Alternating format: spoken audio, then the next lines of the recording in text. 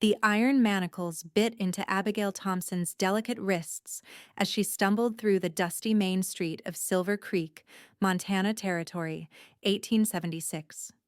The afternoon sun blazed overhead, casting harsh shadows across the faces of onlookers who had gathered to witness her humiliation. Her once fine blue dress was now tattered and soiled after weeks of captivity, her golden hair matted with dirt and falling across her face as she tried to maintain what little dignity remained. "Keep moving, girl," growled the bounty hunter who gripped her chains, jerking them hard enough to make her cry out. "You'll fetch a fine price at auction. Pretty little thing like you." Abigail's throat constricted with fear and rage. 3 weeks ago, she had been the daughter of a respected Boston merchant, traveling west to meet her uncle after her parents' untimely death. Now she was property, falsely accused of theft by the very man who had attacked her stagecoach and murdered the driver. The crowd parted as she was dragged toward the wooden platform erected in front of the saloon. Several men had already gathered, eyeing her with expressions that made her skin crawl. Abigail knew what fate awaited her sold to the highest bidder, for purposes that made her stomach churn with dread. "Gentlemen!" called out the bounty hunter, a man named Silas who smelled of whiskey and wore his cruelty like a badge. "I present to you a fine specimen. Educated, too. Can read and write. Imagine the uses." Laughter rippled through the crowd. Abigail closed her eyes, willing herself not to weep. She would not give them the satisfaction. Then, from the edge of the gathering, a voice cut through the jeers, steady, deep, and commanding. "This ends now." The crowd fell silent as a tall figure pushed through. Owen Fletcher stood well over 6 feet, his broad shoulders and lean frame casting an imposing silhouette against the afternoon sun. His dark brown hat shadowed piercing blue eyes, and a week's worth of stubble covered his strong jaw. A gun belt hung low on his hips, the well-worn handle of his Colt revolver telling its own story. "This ain't your business, Fletcher," Silas spat, tightening his grip on Abigail's chains. Owen's gaze never left Abigail's face, noting the bruises, the defiance in her green eyes despite her circumstance. "I'm making it my business," he replied, his voice dangerously quiet. "Slave trading's illegal in the territory." "She's a thief," Silas protested. "Being sold to pay for her crimes?" "That's so." Owen's hand rested casually on his holster. "Where's the trial? Where's the judge's order?" The crowd shifted uncomfortably. Silver Creek had no proper law, not since the sheriff had been shot 3 months ago. $500, Owen said suddenly, pulling a leather pouch from inside his coat. "I'll take her debt." Murmurs rippled through the crowd. That was a small fortune in these parts. Silas's eyes gleamed with greed. "1,000. $750, Owen countered. "And you walk away now. Alive." The threat wasn't spoken loudly, but it hung in the air like gun smoke. Everyone knew Owen Fletcher's reputation as a former Army scout and skilled gunman. He rarely made threats. But when he did, men listened. Silas hesitated, then nodded curtly. "Deal." The exchange happened quickly.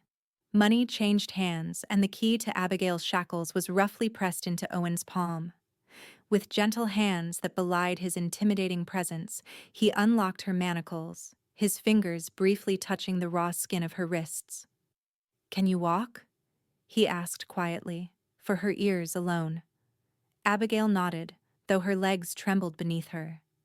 "Yes," she whispered, her voice hoarse from thirst and screaming. "Why are you doing this?" Owen didn't answer. Instead, he removed his coat and draped it around her shoulders, shielding her from the prying eyes of the crowd.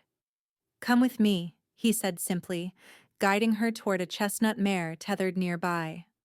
As they walked away from the disbanded auction, Abigail felt the weight of stares upon her back. She had no idea who this man was or why he'd intervened, but she knew with certainty that her life had just changed irrevocably. Again. Owen helped her mount his horse, then swung up behind her. His chest was warm against her back, solid and reassuring despite her fear of this stranger. "Where are you taking me?" she asked as they rode out of town, the buildings of Silver Creek growing smaller behind them. "Somewhere safe," was all he said, and for reasons she couldn't explain, Abigail believed him. The Montana landscape stretched before them, vast and beautiful in the late afternoon light. Rolling hills covered in tall grass gave way to distant mountains, their peaks still capped with snow even in early summer.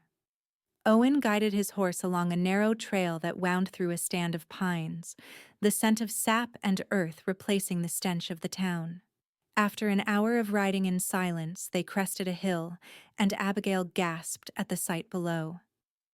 A small homestead nestled in a verdant valley, a sturdy log cabin with smoke curling from its chimney, a barn, corral, and garden plot surrounded by a split-rail fence. A creek meandered nearby, bordered by cottonwoods and willows. "Is this yours?" she asked, unable to keep the wonder from her voice. "Yes," Owen replied. "My place." As they approached the cabin, a dog came bounding out to greet them, a black and white border collie that barked joyfully at Owen's return. "That's Scout," Owen said, and Abigail thought she detected a note of affection in his otherwise guarded voice. He dismounted first, then reached up to help her down. When her feet touched the ground, her legs buckled beneath her, weeks of poor treatment and the day's trauma finally catching up to her. Owen caught her easily, lifting her into his arms as if she weighed nothing. "I can walk," she protested weakly. "No need," he replied, carrying her toward the cabin door, which he pushed open with his boot. Inside, the cabin was simple but surprisingly comfortable. A stone fireplace dominated one wall, its embers still glowing. A wooden table and chairs stood in the center, and she glimpsed a curtained alcove that presumably contained a bed. Everything was neat and orderly, unexpected in a bachelor's home. Owen set her gently in a chair near the fire. "You're safe here," he said, stepping back to give her space. "No one will harm you." Abigail pulled his coat tighter around her shoulders, suddenly overwhelmed by the events of the day.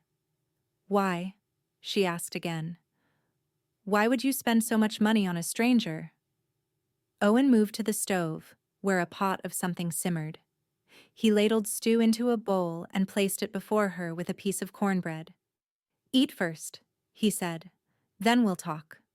Abigail wanted to press for answers, but the aroma of the stew made her stomach growl audibly. She realized she hadn't had a proper meal in days. With trembling hands, she lifted the spoon to her lips. Owen busied himself tending to the fire, giving her privacy as she ate with the desperate hunger of the truly famished. Only when she had emptied the bowl did he sit across from her, his expression unreadable. "My name is Owen Fletcher," he said finally. "I have a small cattle operation here. I was in town for supplies when I saw what was happening." He paused.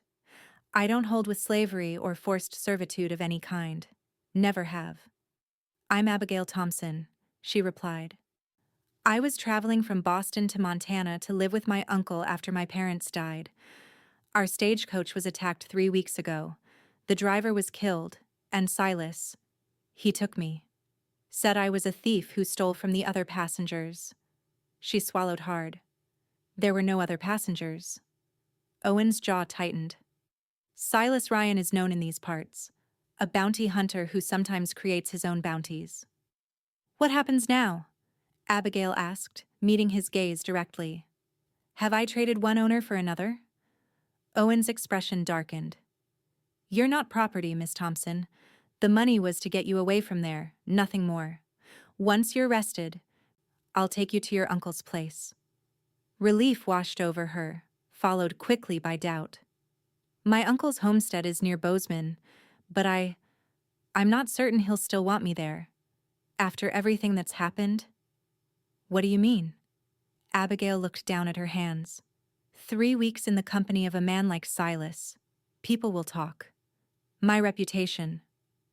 Your reputation isn't your fault, Owen interrupted, his voice firm. Any man worth his salt would understand that. The world doesn't always work that way, Mr. Fletcher, she said softly, especially for women. Owen fell silent, considering her words. Well, he said finally, you're welcome to stay here until you decide what you want to do. There's a small room off the back. It's not much, but it's private. I couldn't impose. It's no imposition, he insisted. I've got the space, and you need somewhere safe to recover. Abigail studied him, trying to understand this enigmatic man who had risked so much for a stranger. Thank you, she said finally. I don't know how I'll ever repay such kindness. No need for repayment, Owen replied, standing up. Just rest now. We can figure out the rest tomorrow. He showed her to a small but clean room with a narrow bed, a washstand, and a single window that looked out over the valley. He left her with a nightgown that he explained had belonged to his sister before she married and moved to Oregon, along with clean water and soap. If you need anything, I'll be in the main room, he said, lingering awkwardly at the doorway.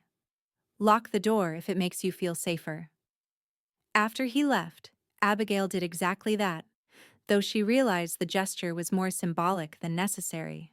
If Owen Fletcher had wanted to harm her, he'd had ample opportunity already.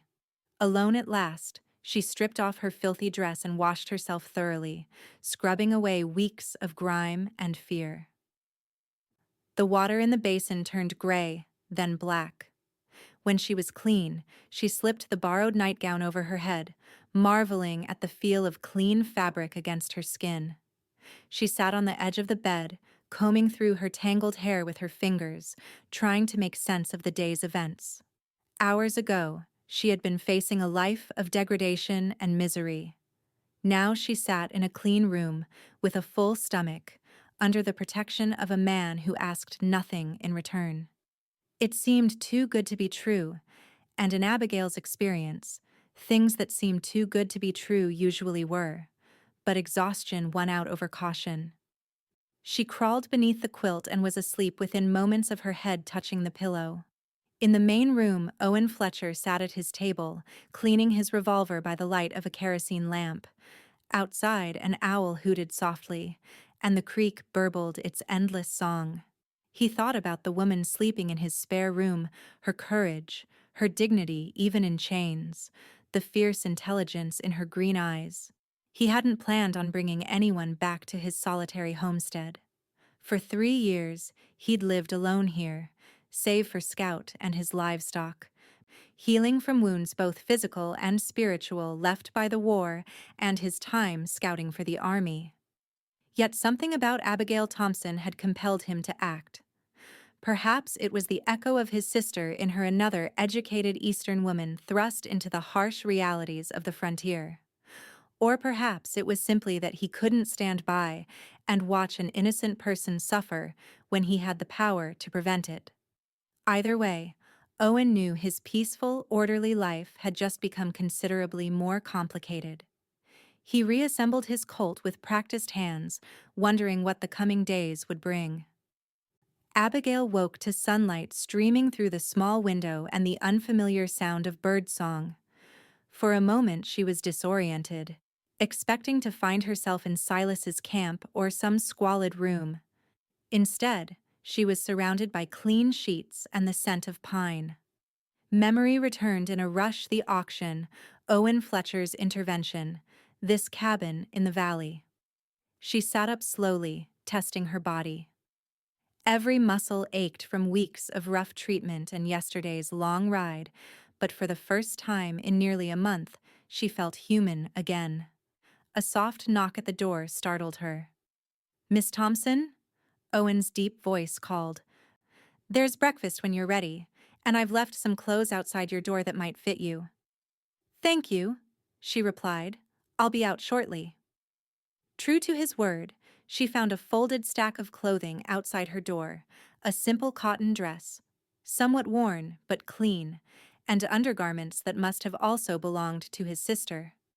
They were a bit large on her frame, which had grown thinner during her captivity, but she managed to make them presentable.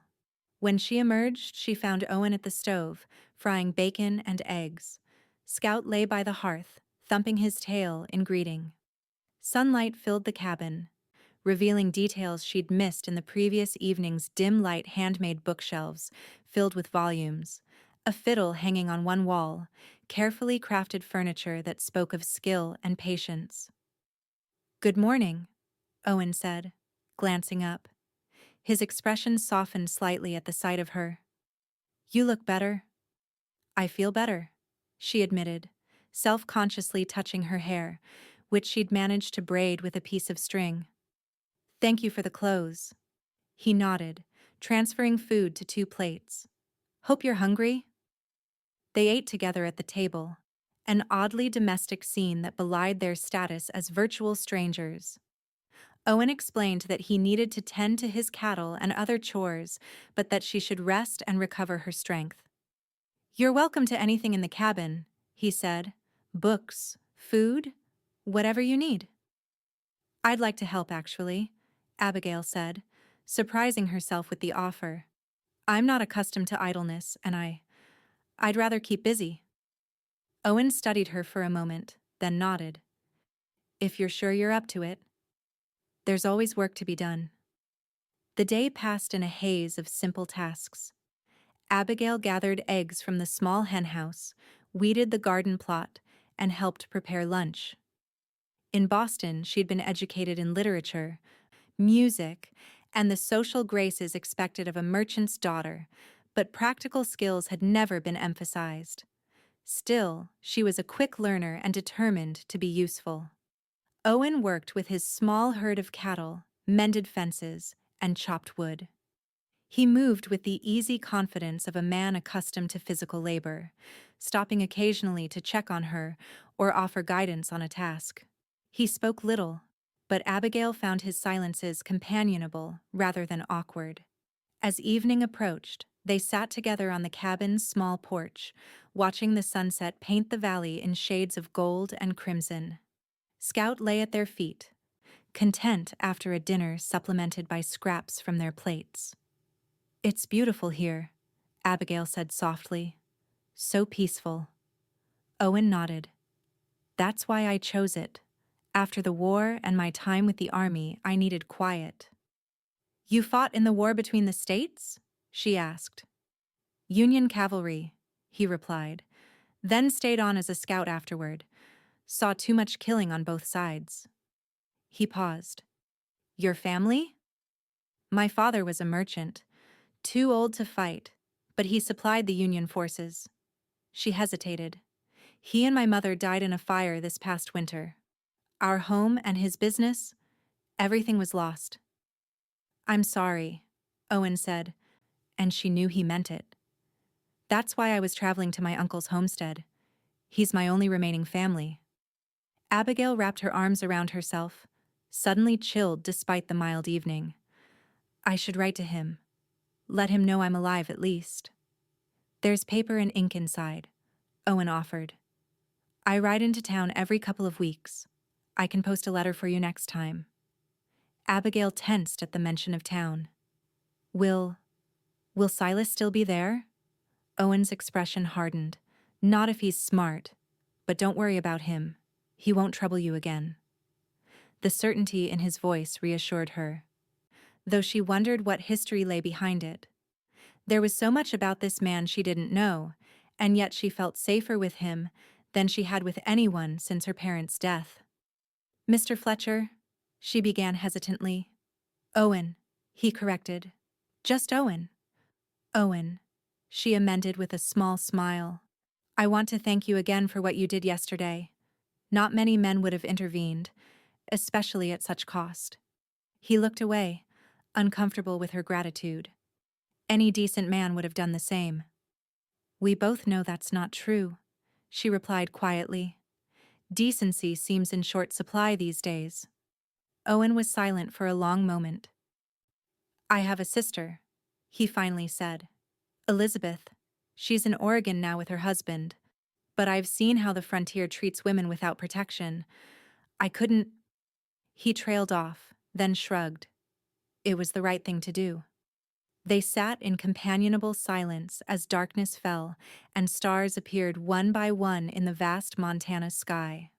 For the first time in weeks, Abigail felt the tight knot of fear in her chest begin to loosen. Tomorrow would bring its own challenges, but for tonight, she was safe. Over the next few days, a routine developed. They worked together during daylight hours, Owen with his livestock and land, Abigail taking charge of the garden and household tasks. In the evenings, they shared simple meals followed by quiet conversation or reading by lamplight. Abigail discovered that despite his rough exterior and laconic nature, Owen was well-read and thoughtful. His bookshelves contained volumes of poetry, history, and adventure stories that had clearly been read many times. On the fourth night, as rain pattered gently on the roof, Owen took down his fiddle and, after some coaxing from Abigail, began to play. The sweet, mournful tunes filled the cabin, old folk songs and battle hymns transformed by his skilled hands into something haunting and beautiful. When he finished, Abigail found herself blinking back unexpected tears. "That was lovely," she said. "Where did you learn to play like that?" "My father taught me, before he died," Owen replied, carefully returning the instrument to its place on the wall.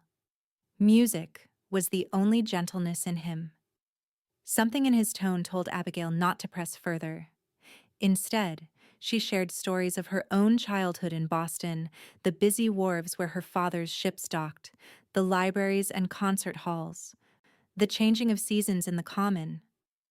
"It sounds like another world," Owen remarked. "It was," she agreed, "though I'm finding I don't miss it as much as I expected to." Their eyes met across the table, and something shifted in the air between them, a recognition, perhaps, of how comfortable they had become in each other's company despite the unusual circumstances of their meeting. Owen cleared his throat and stood. "It's getting late. We should turn in." That night, Abigail lay awake longer than usual, listening to the rain and thinking about the man sleeping in the main room. He remained something of a mystery, capable of violence when necessary, as she'd witnessed in town, yet gentle in his treatment of her and his animals. He lived alone in this remote valley but possessed the education and manners of a gentleman. Most puzzling of all was her own reaction to him. Despite her ordeal with Silas, which should have made her wary of all men, she found herself trusting Owen implicitly. More than that, she was becoming increasingly aware of him in ways that had nothing to do with gratitude, the breadth of his shoulders as he chopped wood, the rare smile that transformed his solemn face, the surprising tenderness in his calloused hands. Such thoughts were dangerous, she knew. Once her letter reached her uncle, she would leave this valley for Bozeman. Owen Fletcher had rescued her, housed her, and treated her with respect. But she had no reason to believe he wanted anything more than to fulfill what he saw as his duty. Morning brought clearing skies and the decision to ride to the nearest neighbor, a widow named Mrs. Sullivan who lived about 5 miles away. Owen explained that she might have clothing that would fit Abigail better than his sister's hand-me-downs. They rode double on Owen's chestnut mare, with Abigail seated before him as they had on the first day. Now, however, the experience was entirely different. Rather than a terrified captive, she was an active participant, her body moving in rhythm with the horse and, by extension, with Owen. His arms bracketed her as he held the reins, his chest warm against her back. The proximity was both comforting and disconcerting. Mrs. Sullivan proved to be a cheerful, talkative woman in her 50s who seemed delighted by their unexpected visit. After introductions, she whisked Abigail away to a back room, leaving Owen to enjoy coffee on the porch. "My stars, child, you've had quite an ordeal," Mrs. Sullivan said as she rummaged through a trunk of clothing. "But you're in good hands with Owen Fletcher. He's the most honorable man in the territory, though he keeps to himself something fierce." "You know him well?" Abigail asked, unable to hide her curiosity. "As well as anyone does, I suppose. He helped me considerably after my Thomas passed on 3 years ago. Fixed my roof, brought meat when hunting was good. She pulled out several dresses. Never expected to see him ride up with a young lady, though. Caused quite a stir in town, what he did. You heard about that? Abigail asked, heat rising to her cheeks. News travels fast out here, honey. Not much else to talk about. Mrs. Sullivan held up a blue calico dress against Abigail. This should fit you nicely. Now don't you worry about gossip. Anyone who matters knows Owen saved you from a terrible fate. By the time they left, Abigail had acquired 3 dresses, appropriate undergarments, a nightgown, and a pair of sturdy boots that fit her better than the ones she'd been wearing. Mrs. Sullivan had refused any payment, insisting that Owen had done her too many favors to count. Bring her back to visit soon, the older woman called as they rode away. It does my heart good to have company. As they journeyed home, Abigail found herself mulling over Mrs. Sullivan's words and the glimpse they provided into Owen's character. He truly was respected in the community, though apparently as private with his neighbors as he was with her. Mrs. Sullivan is very kind, she remarked, as they crossed a meadow dotted with wildflowers. She is, Owen agreed. Lost her husband to pneumonia the winter I moved here. Strong woman. Runs her place entirely on her own now. She thinks highly of you.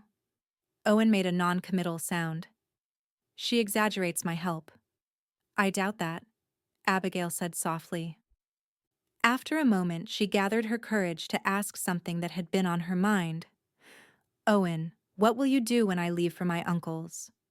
His arms tensed slightly around her. Same as I did before, I suppose. Tend the cattle. Read. Play the fiddle on rainy nights. Alone? I'm used to solitude, he replied, though something in his tone suggested the prospect had lost some of its appeal. They rode in silence for a while. The only sounds the steady rhythm of hoofbeats and the calls of meadowlarks in the tall grass. What if I didn't go? Abigail asked suddenly, the words escaping before she could reconsider them. The horse continued its steady pace, but she felt Owen go still behind her. What do you mean? He asked carefully. Abigail took a deep breath. My uncle and I barely know each other. He offered me a home out of family obligation, not affection, and I've come to feel at home here. With you. She stared straight ahead, unable to face him as she made this confession. Unless you're eager to see me go. Owen was silent for so long that she began to regret her impulsive words. Then, softly, he said, I'm not eager to see you go, Abigail. Not at all. His admission hung in the air between them, significant yet ambiguous. They completed the journey home without further discussion of the matter, but something had changed. A door had been opened, though neither was quite ready to step through it. That evening, as they prepared dinner together, their movements around the small kitchen seemed choreographed, each anticipating the other's needs without words. Their hands brushed as they worked, and neither pulled away. Over the meal, Owen finally addressed what had been left unspoken. If you stayed, he began cautiously, what would you envision that looking like? Abigail set down her fork, considering her answer carefully. I don't exactly know, she admitted. I only know that I feel, right here, useful, safe. She met his gaze, happy, even after everything that's happened. You've been here less than a week, Owen pointed out gently. This life, it's not easy. Winters are harsh. Town is distant. It's nothing like Boston. I understand that, she replied. But Boston is gone for me now, along with the life I knew there. What remains is the person I am becoming. She gestured to the cabin around them. You've created something beautiful here, Owen. Something peaceful and good. I'm not ready to leave it. Or you. Owen's expression softened, vulnerability showing through his usual reserve. I've grown accustomed to having you here, he admitted. The cabin feels different with you in it? Better. Then let me stay, Abigail said simply. At least for now. We can write to my uncle, explain the situation. People will talk, Owen warned. An unmarried woman living with a bachelor? People already talk about me, she replied with a sad smile. After what happened with Silas, my reputation is hardly pristine. Owen frowned. That wasn't your fault. No, but it's the reality. She reached across the table, hesitantly covering his hand with hers. I'm not afraid of gossip, Owen. I'm more afraid of leaving here and never knowing what might have been. His fingers curled around hers, warm and strong. Then stay, he said, his voice rough with emotion. Stay as long as you want. That night, Abigail wrote to her uncle explaining her rescue by Owen and her decision to remain at his homestead for the time being. She chose her words carefully, emphasizing Owen's respectability and her own certainty about her choice, while leaving open the possibility of visiting Bozeman in the future.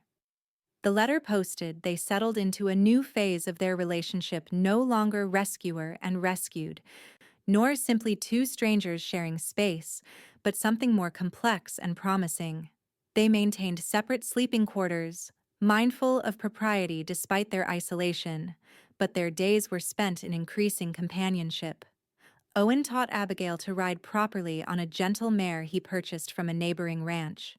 She proved an apt pupil, quickly developing the confidence to explore the valley on her own. In turn, she expanded the garden, introduced new recipes to their meals, and brought an element of comfort to the cabin that had been missing before. Summer progressed, the days growing hotter and longer. They rose with the sun and worked until dusk, sharing the endless tasks of frontier life. Owen found himself talking more than he had in years, telling Abigail about his experiences in the war, his time as a scout, the sister he missed, and even, eventually, the difficult father whose legacy he still struggled to escape.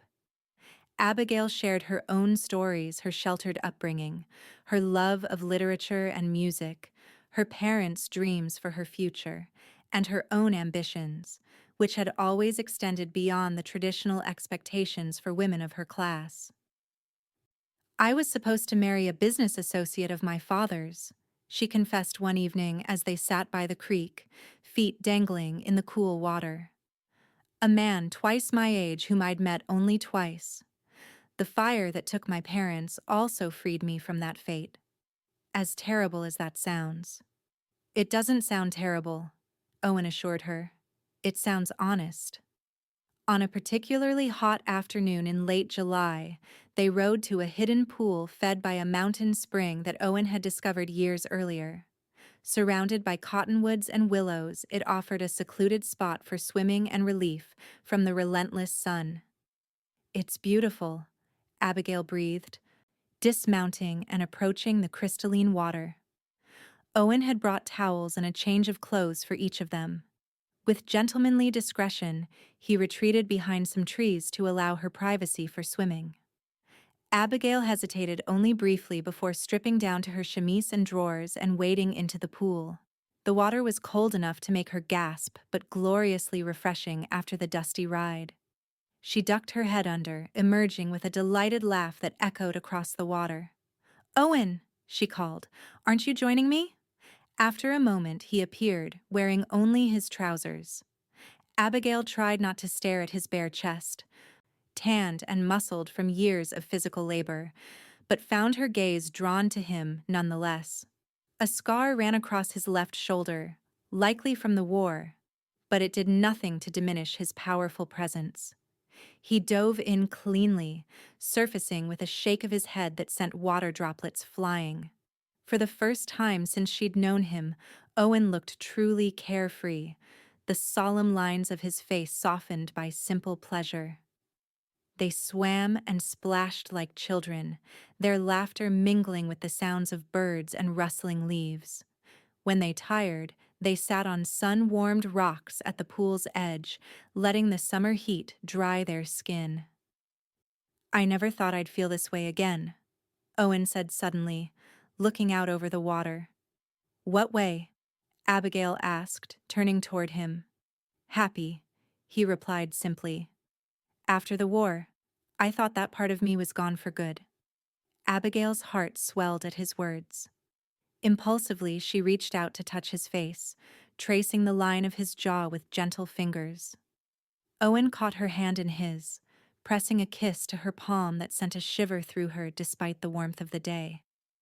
Abigail, he murmured, her name a question and answer both. She leaned forward in response, and their lips met in a kiss that began tentatively but quickly deepened into something more urgent. Owen's arms encircled her, drawing her closer until she was practically in his lap, her damp chemise pressed against his bare chest. When they finally parted, both were breathing heavily, eyes wide with the sudden shift in their relationship. I've wanted to do that since the day we met Mrs. Sullivan, Owen confessed, his voice husky. Why didn't you? Abigail asked, her fingers tracing patterns on his shoulders. I wasn't sure you felt the same. And I didn't want you to think I expected anything in return for helping you. I know you better than that, she assured him, pressing another quick kiss to his lips. They remained by the pool until late afternoon, talking, kissing, and swimming again when the heat demanded it. By the time they rode home, something fundamental had changed between them, the unspoken attraction that had been building for weeks now, acknowledged and embraced. That night, after dinner, Owen took Abigail's hand and led her to the porch, where the first stars were appearing in the darkening sky. I need to ask you something, he said seriously. And I want you to answer honestly, not out of gratitude, or because you think it's what I want to hear. Abigail nodded, her heart quickening. Of course. Owen took a deep breath. I love you, Abigail Thompson. I think I have since I first saw you in that town square, head held high despite everything. These past weeks have only confirmed what I somehow knew then. He squeezed her hand. I want you to stay here not just for now, but forever, as my wife. Tears welled in Abigail's eyes. Owen. Wait, he said gently. Before you answer, you should know what you'd be agreeing to. This life is hard. The winters are long and brutal. There are no concert halls or libraries, just this cabin, this land, and me. And that's all I want, Abigail replied, her voice steady despite her tears. I love you too, Owen Fletcher. You saved me in more ways than you know. She stepped closer, framing his face with her hands. Yes, I will marry you. 1,000 times. Yes. Their kiss sealed the promise, tender yet passionate, a beginning rather than an ending. 2 weeks later, they rode into Silver Creek together, Abigail's first return to the town since her rescue. She wore one of the dresses from Mrs. Sullivan and rode her own mare, a beautiful bay that Owen had purchased from a rancher heading east. The town had changed little, but Abigail's perspective on it had transformed completely. What had once been the site of her greatest humiliation was now simply a place neither especially good nor bad, just a necessary stop for supplies and to speak with the circuit preacher who visited monthly. They found Reverend Miller at the small church on the edge of town. After explaining their situation, he agreed to perform the ceremony the following Sunday. Word spread quickly, and by the time they left town, several families had approached them with congratulations and offers to attend the wedding. Are you sure about this? Owen asked as they rode home. We could wait for the circuit judge if you prefer something more formal. Abigail shook her head. I don't need formality. I just need you. The wedding day dawned clear and warm. Mrs. Sullivan arrived early to help Abigail prepare, bringing a crown of wildflowers for her hair and a small silver locket as a gift. It was my mother's, she explained, fastening it around Abigail's neck. I never had a daughter to pass it to. I'd like you to have it. Abigail embraced the older woman, touched beyond words by the gesture. The ceremony itself was simple but meaningful. Nearly 20 people gathered in the small church, neighboring ranchers and their families, a few townspeople who had opposed Silas's auction, and even the general store owner who had extended credit to Owen over the years. Owen waited at the altar, more nervous than he'd ever been facing enemy fire. But when Abigail appeared at the church door, radiant in a cream-colored dress with wildflowers in her golden hair, his anxiety melted away. She walked alone down the short aisle, her eyes never leaving his. Reverend Miller spoke of commitment, partnership, and God's blessing upon their union. Owen and Abigail exchanged vows in clear, steady voices, promising to love and support each other through whatever life might bring. "I now pronounce you husband and wife," the Reverend declared. "Mr. Fletcher, you may kiss your bride." Owen cupped Abigail's face gently, as though she were made of porcelain, and kissed her with restrained tenderness. The small congregation applauded, and Mrs. Sullivan dabbed at her eyes with a handkerchief. A simple reception followed at the town hotel, where the owner had offered the use of the dining room. There was cake, coffee, and even a fiddle player who convinced Owen to join him for a few tunes while Abigail watched with pride. As the celebration wound down, Owen and Abigail thanked their guests and mounted their horses for the ride home, now truly home, for both of them. They arrived at the cabin as the sun was setting, painting the valley in the same golden hues that had captivated Abigail on her first evening there. Owen dismounted, then lifted her from her saddle and carried her across the threshold, both of them laughing at the traditional gesture. Inside, the cabin seemed transformed, though nothing had physically changed. It was the knowledge that this was now their shared domain, their sanctuary together, that lent it new significance. Owen had prepared for their wedding night by filling the cabin with wildflowers and lighting extra lamps that bathed everything in a warm glow. A bottle of good whiskey sat on the table alongside 2 glasses, a rare luxury he'd purchased in town. "Welcome home, Mrs. Fletcher," he said softly, setting her on her feet, but keeping his arms around her waist. Abigail looked up at him, her heart full to bursting. "I love the sound of that." Later, as moonlight streamed through the cabin windows, they lay tangled together in what was now their shared bed, whispering plans and dreams for their future. "I want to build the cabin larger," Owen said, his fingers tracing lazy patterns on Abigail's bare shoulder. "Add another room or 2. "For children?" she asked with a smile. "Eventually," he agreed, pressing a kiss to her forehead. "If you want them." "I do," she assured him, "though perhaps not right away. I'd like some time just for us first." Owen nodded, understanding perfectly. "We have all the time in the world." As autumn approached, they expanded the cabin as planned, adding a proper bedroom and enlarging the main living area. Owen proved skilled with carpentry, and neighbors helped with the heavier work, returning the many favors Owen had done for them over the years. Abigail established a small library in one corner, filling it with books ordered from catalogs and borrowed from friends. She began teaching reading to several neighborhood children who visited once a week, finding unexpected fulfillment in sharing her love of literature with young minds eager for knowledge.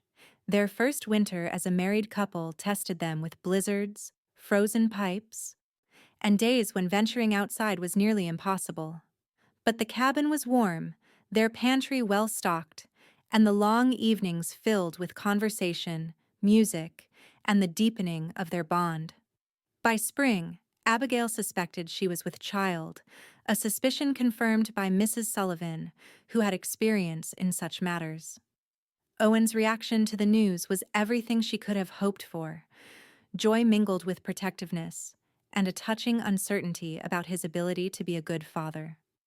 "You'll be wonderful," Abigail assured him, guiding his hand to her still flat stomach. "Our child is already loved so completely." As her pregnancy progressed, Abigail wrote to her uncle in Bozeman, sharing the news of her marriage and impending motherhood. His reply, when it came, was cautiously warm, expressing regret that they had not met, but extending an invitation to visit when the baby was old enough to travel. "Perhaps next summer," Owen suggested when she showed him the letter. "It would be good for you to know your family." "I already know my family," Abigail replied, leaning against him as they stood on the porch watching a summer storm roll across the valley. "They're right here." In November, as the first snow dusted the mountains, Abigail gave birth to a daughter they named Eleanor Grace. The labor was difficult, lasting nearly 20 hours, during which Owen paced outside their bedroom while Mrs. Sullivan and another neighbor with midwifery experience attended Abigail. When it was over, and Owen was finally allowed inside, he found Abigail pale but triumphant, a tiny bundle cradled in her arms. "Meet your daughter," she whispered as he knelt beside the bed, awestruck by the perfect miniature face peering up at him. "She's beautiful," he managed, his voice thick with emotion. "Like her mother." Eleanor had Abigail's delicate features, but Owen's striking blue eyes a perfect blend of them both. As Owen gently took his daughter in his arms for the first time, he felt a wave of love so powerful it nearly overwhelmed him. "I never thought I'd have this," he admitted quietly, "a family of my own." Abigail reached out to touch his face, wiping away a tear he hadn't realized had fallen. "Nor did I, after everything that happened. But here we are." "Here we are," he echoed, leaning down to kiss first his daughter's forehead, then his wife's lips. "And I've never been more grateful." The years that followed brought changes to their valley homestead. Owen's small cattle operation grew prosperous enough to hire occasional help. Abigail's informal teaching evolved into a proper small school for the children of neighboring ranches. Eleanor was joined by a brother, James, 2 years later, and eventually by another sister, Sarah. Silver Creek grew into a proper town with a permanent sheriff, regular mail service, and even a small lending library that Abigail helped establish. The place where she had once faced auction became simply another stop on their monthly trips for supplies, the painful memory overshadowed by newer, happier associations. They did visit her uncle in Bozeman when Eleanor was 3, establishing a cordial, if not close, relationship that continued through occasional correspondence. Abigail found she had little in common with him beyond blood, though she was glad to have made the connection for her children's sake. Owen's sister Elizabeth came from Oregon with her family one summer, bringing cousins for the children to play with and filling the expanded cabin with more laughter than it had ever known. She embraced Abigail as a true sister, thanking her privately for bringing joy back into her brother's life. "He was so solemn after the war," Elizabeth confided, as they watched Owen teaching the children to fish in the creek. "I worried he'd never find happiness again, but look at him now." Indeed, the Owen Fletcher who had once lived in solitary quiet was transformed, still capable and strong, still a man of few words in company, but now quick to laugh with his children, openly affectionate with his wife, and engaged with the community he had once held at arm's length. On their 10th wedding anniversary, Owen surprised Abigail with a trip to Denver, her first visit to a city since leaving Boston. They attended the theater, dined in fine restaurants, and purchased books and small luxuries unavailable in Silver Creek. But after a week, they were both eager to return home to their children and the life they had built together. "Did you ever regret it?" Owen asked as they rode the final stretch toward their valley, the familiar silhouette of their expanded cabin visible in the distance. "Staying with me instead of going to your uncle's? Choosing this life over returning to civilization?" Abigail considered the question seriously, as she always did when Owen asked it, which he still did. Occasionally, even after all these years. "Never," she replied with absolute certainty. "Not for a single moment." She reached across to squeeze his hand. "That day in Silver Creek, the worst day of my life until you stepped forward, led me to the best decision I ever made." Owen brought her hand to his lips, kissing it tenderly. "I thank God every day that I was in town that afternoon." "As do I," Abigail said softly. "As do I." They rode the rest of the way home in companionable silence, secure in the knowledge that what had begun in chaos and fear had transformed into something rare and precious, a love that had not only survived adversity, but had been strengthened by it, a partnership that had weathered seasons both harsh and bountiful, and a family created from the most unlikely of beginnings. As they crested the final hill overlooking their property, the setting sun bathed everything in golden light, the expanded cabin with smoke curling from its chimney, the barn and corral where their livestock sheltered, the garden Abigail had lovingly tended for a decade, and in the yard, 3 children and a now elderly scout rushing out to greet them, alerted to their approach by the sound of hoofbeats. "Welcome home," Owen said, echoing the words he had spoken on their wedding night, but which now encompassed so much more. Abigail smiled at him, her heart as full as it had ever been. "There's nowhere else I'd rather be."